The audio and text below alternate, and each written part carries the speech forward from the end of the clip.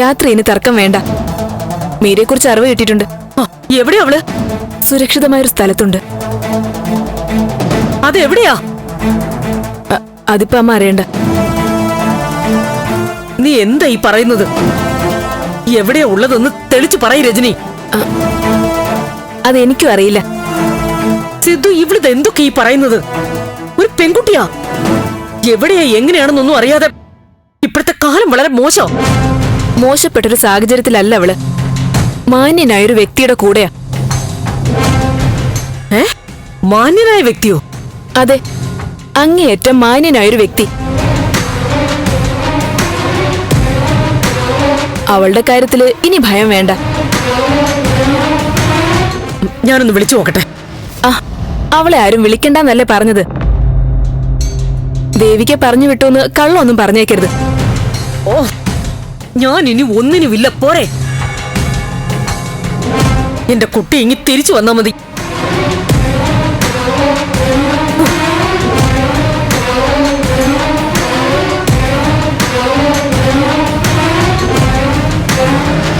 മോളെ,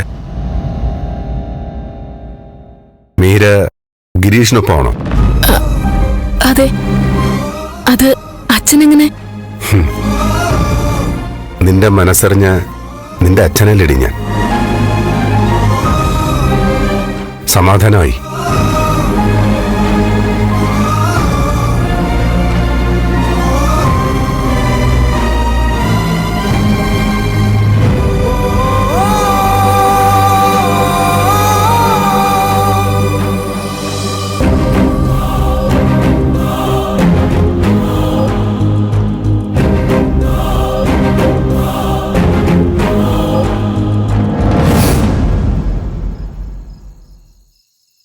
നന്നായിട്ട് ഭക്ഷണം പാചകം ചെയ്യുന്ന വീട്ടിൽ തട്ടുകടയിൽ ഫുഡ് വാങ്ങണോ? അത് മുമ്പ് മുതലേ എന്റെ ശീലമാ. ഗിരിയുടെ അച്ഛൻ തുടങ്ങി വെച്ചതാ. തട്ടുദോശയും ചമ്മന്തിയും പിന്നെ രസവടയും. അത് ഗിരിക്കും എനിക്കും ഭയങ്കര ഇഷ്ടമാ. എന്നിട്ട് ടീച്ചറമ്മയുടെ മോനെവിടെ? ഇതാ വന്നല്ലോ.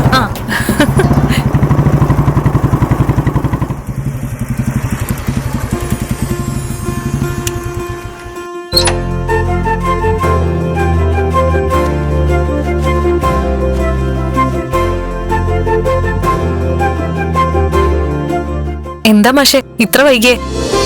വളരെ വേണ്ടപ്പെട്ട രണ്ടുപേരെ കണ്ടു. അവരോട് സംസാരിച്ചു നിന്നു. ഞാൻ കരുതി ചിലപ്പോ ചന്ദ്രോത്ത് പോയി കാണുന്ന. ഏയ്, ഞാൻ ചന്ദ്രോത്ത് പോകുന്നുണ്ടെങ്കിൽ മീരയും കൊണ്ടായിരിക്കും. തട്ടുദോശയും ചമ്മന്തിയും രസവടെ. എന്റെ മാഷെ, അമ്മ ഉണ്ടാക്കിയ കപ്പയും മീൻകറിയും ഒരു രക്ഷയില്ല. അടിപൊളി, അടാറ്. അമ്മയ്ക്ക് സന്തോഷമായി കാണുമല്ലോ. മീര, നമുക്ക് അകത്തേക്ക് ഇരിക്കാം.